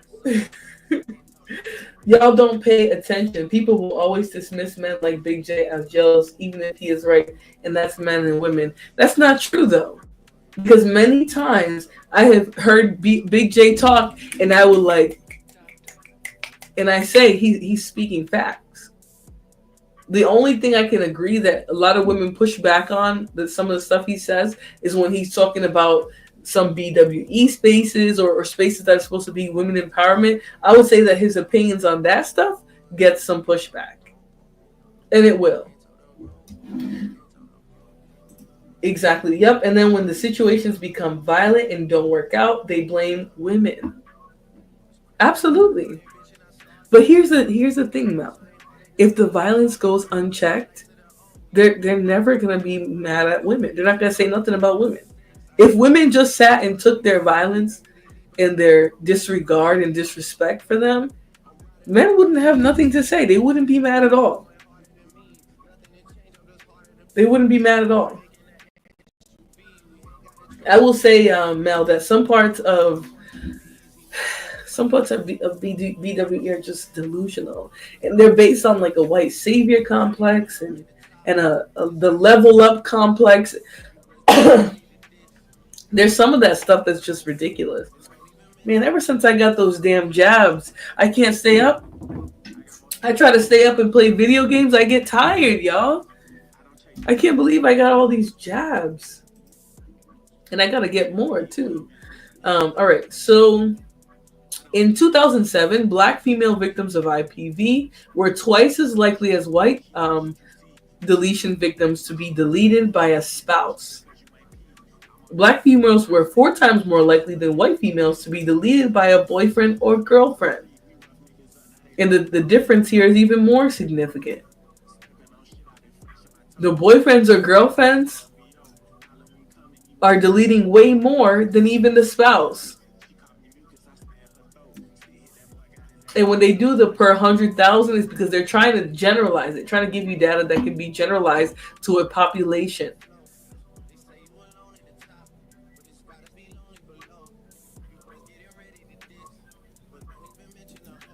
No, I saw that video. I saw that video. It was very disturbing. It was extremely disturbing, and I don't think that I don't think I'm one of those people who's gonna get up here and try to say she's a liar or any of that. I think I'm gonna leave that conversation for somebody else. But if she was brave enough after doing that level up content to get on here and tell what happened to her situation, what happened with her, I'm not gonna try and question the reality of it or any of that. No, I think there's no benefit in her coming out and saying that. Big J says, ever since I unsubbed from a bunch of channels, I feel better. Why are you repeating the same thing that the ladies be saying in the chat, Big J? You sometimes just be saying stuff. What does that mean?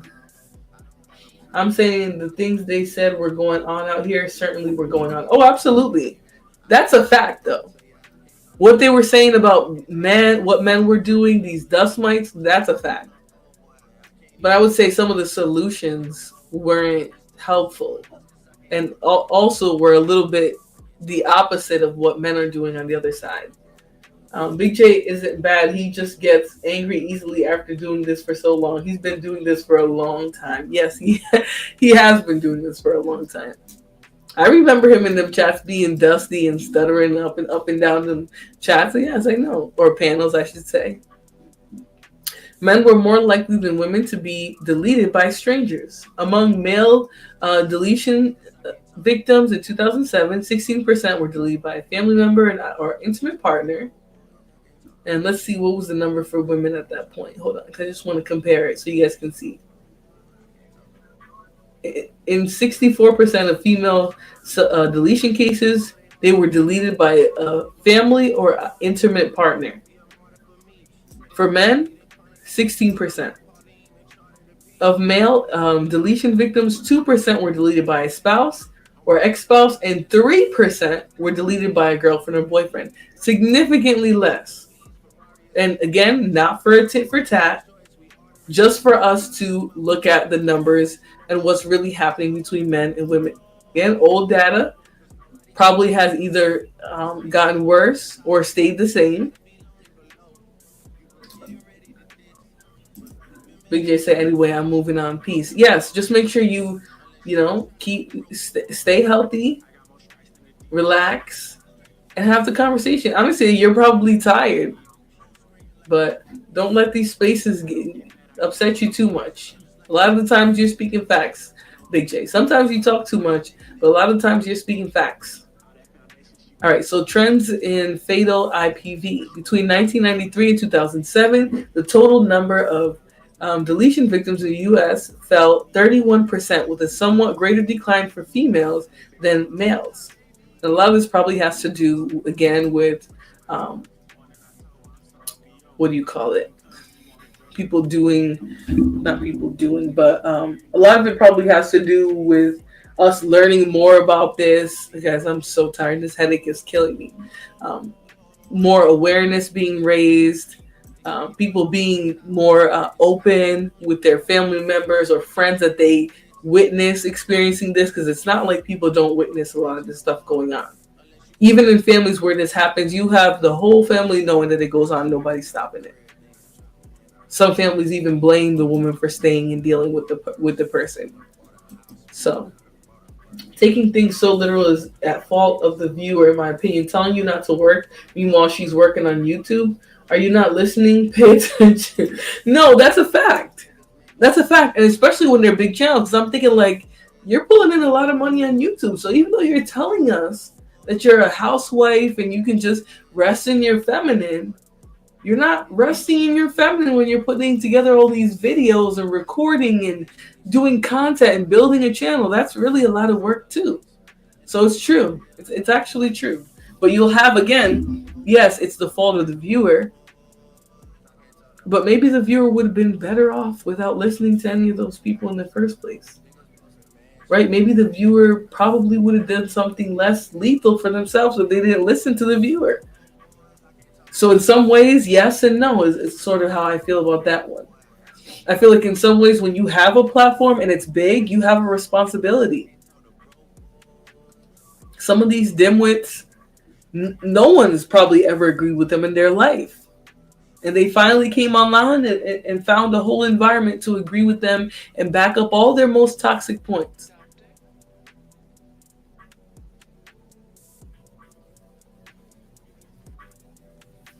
Yeah, and it's sad they may not have a supportive family. Absolutely. And you got to understand, like, level up content. A lot of times, the women who want to level up, and it's because they don't have access to simply just moving on in life, right? They don't have resources to get an education. Maybe they don't have a lot of job opportunities. Oh my gosh, talking about.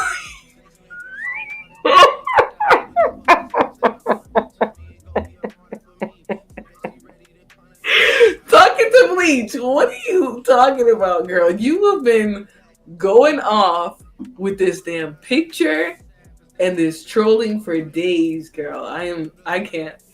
Whew, I can't.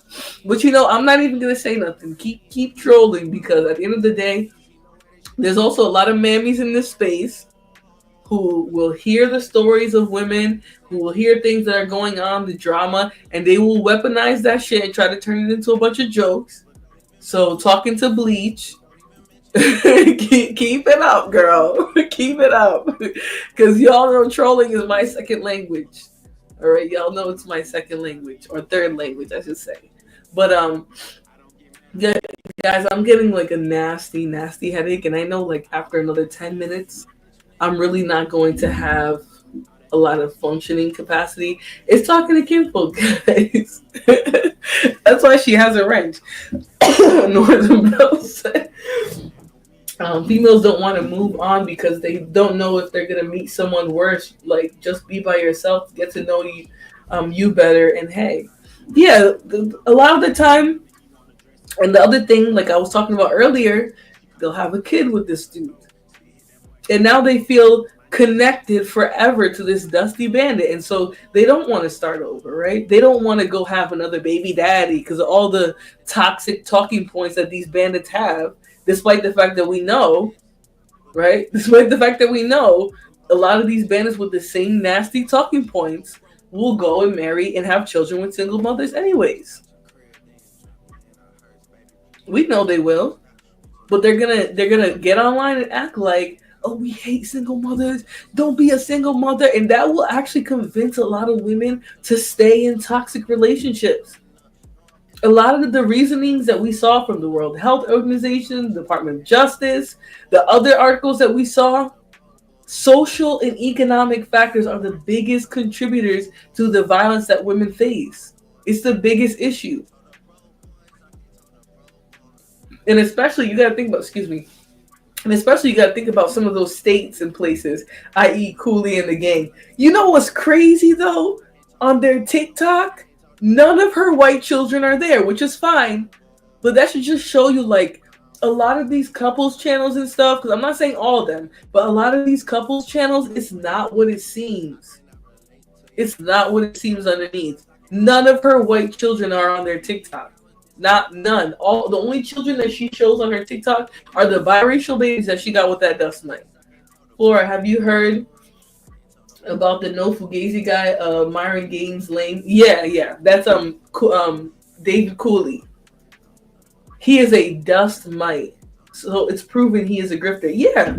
His TikTok with his white baby mama, who had 3 prior white children, that I don't care if he don't put them on TikTok, he's definitely helping her raise those kids.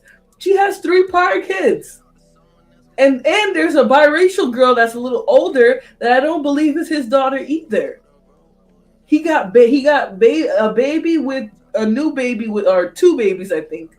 He has a little one and then a newborn that I guess was born recently.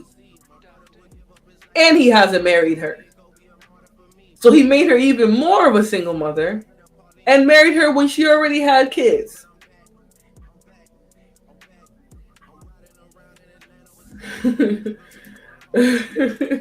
I was ready to be alone forever, LOL, but I found out quickly it was a lie. Right.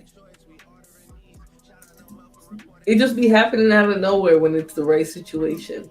I would love to see you and MJ be a part of Conversations Tonight platform. What is that? What is that? You gotta let me know what that is. Send me a message maybe or email me. I have no idea what that is. But there's a lot of these platforms where they go and have these crazy. And the funny thing is, a week or 2 before I saw the No Fugazi story come out, I was listening to his podcast and I'm like, wow, another dust mite, fresh and fit type, got a lot of subs, a lot of viewers. And then a couple weeks later, here everyone is talking about, oh, Mr. Fugazi. She is different, Flora. How dare we? Right. And I saw that little post he put out. And he even had a live stream scheduled for today to address the haters, is what he called it. Because they always want to call these men haters. Because we know the dust mites aren't going to let them let it go. The dust mites are going to say, come on, man. Even though our talking point is full of junk, how could you be caught in 4K with your baby mother, who was already a baby mother with 3 white children before you met her?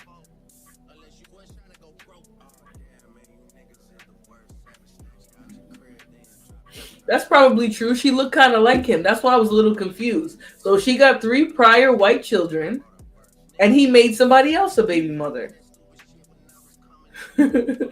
Oh my God! I gotta send you the information. You have to reach to Mr. Let Go and do an interview. Oh, I'm not talking to Mr. Let Go. That legume head bandit, he's a lost cause. I'm still confused on Black women going on these podcasts to support those maggots. It's disgusting. Yeah, and the messed up part is a lot of those streams, you'll still hear a dusty mammy or 2 on those panels talking.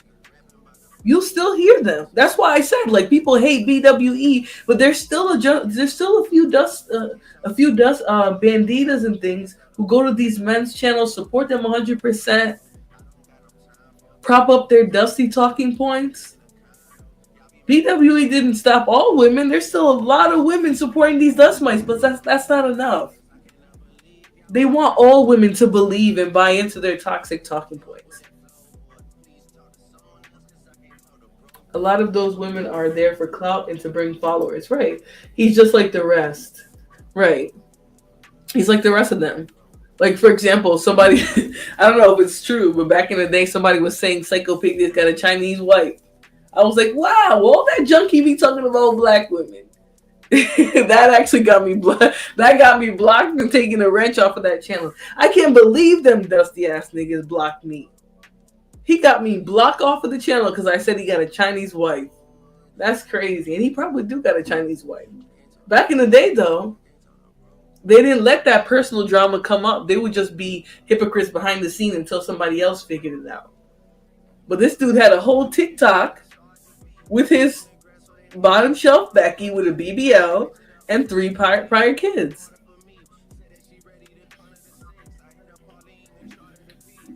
These guys should stop lying to these men and let them date who they like without talking down on them. That's the thing, though. A lot of these bandits, it's not what they really believe. They just want to hear that. They just want to be told that nonsense. They know damn well if a pretty enough single woman with kids comes to them, they're dropping every penny they have in their pocket on that girl. They know it. But when these bandits get up there and spew the talking points, the reason why they pay and support and all of that is because they want to be told. They want women to believe that they don't actually want women that have children already, even though they seek out those women at the same rate. Women who have kids, it's not that they have a hard time finding men. It's that a lot of times the same dusties that went after them when they were not pregnant and didn't have kids are coming after them even after they have a bunch of kids. Men can't help themselves. They will take anything. They will take a walking vagina.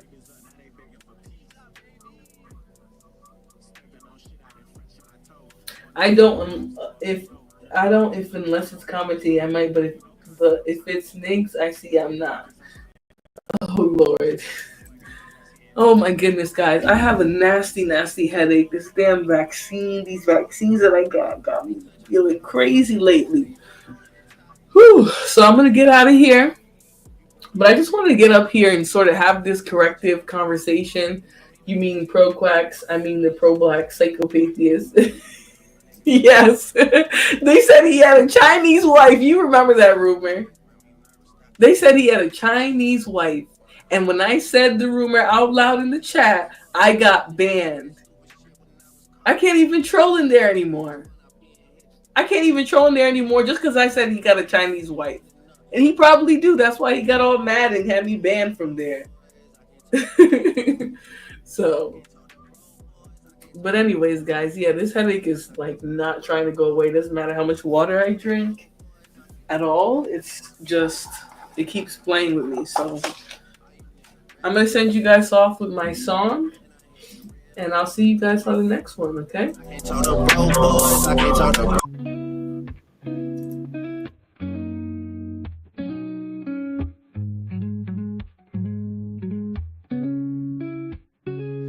Florabella on my screen. Her smile, it shines so bright. She's a queen with every scene. In the morning or the night. Recipes and good vibes flow. Every video a gem. Her confidence, it grows and grows. We're inspired like her friends. Unstoppable Flora. She's got that power. Spreading her aura. Blossoming like a flower. Through the highs and all the lows, she remains so strong. Her spirit always glows. She's where we all belong.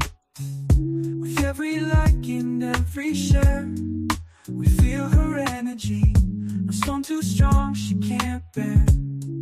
She's setting us all free. Unstoppable Flora. She's got that power. Spreading her aura. Blossoming like a flower. Recipes and good vibes flow. Every video a gem. Her confidence, it grows and grows.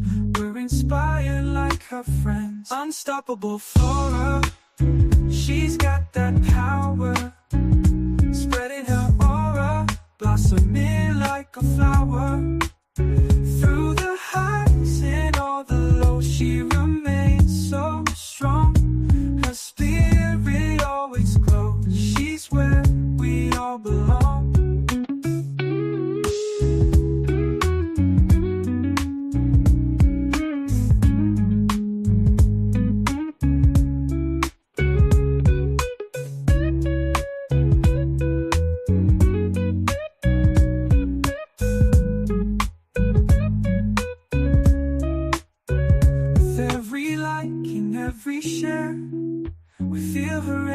steady, no storm too strong she can't bear. She's setting us all free, unstoppable flora. She's got that power, spreading her aura, blossoming like a flower. Through the highs and all the lows, she remains so strong. Her spirit always glows. She's where we all belong.